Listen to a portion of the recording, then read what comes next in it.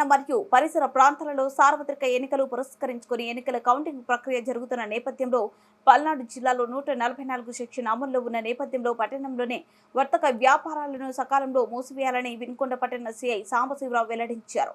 ఈ సందర్భంగా మీడియా సమావేశంలో వినుకొండ పట్టణ సిఐ సాంబశివరావు మాట్లాడుతూ పల్నాడు జిల్లా ఎస్పీ మల్లికా కార్గే ఆదేశాల ప్రకారం పల్నాడు జిల్లాలో 144 సెక్షన్ మరియు పోలీసు 30 యాక్ట్ అమల్లో ఉన్న నేపథ్యంలో ప్రజలు ఎక్కడ గుమ్మికూడి ఉండకూడదని తెలియజేశారు.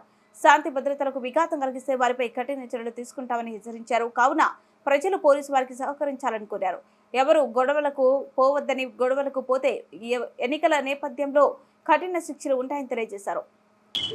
అందరికీ నమస్కారం.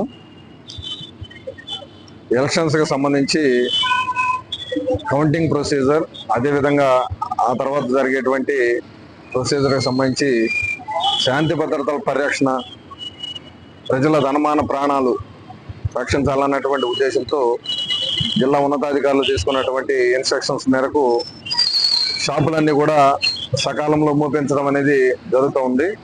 దానికి సహకరిస్తున్నందుకు వర్తక వ్యాపారులందరూ కూడా హృదయపూర్వక ధన్యవాదాలు తెలియజేస్తా ఉన్నాం. ఇదందరూ కూడా టౌన్లో ఎలాంటి శాంతి భద్రతల విఘాతం జరగకూడదు.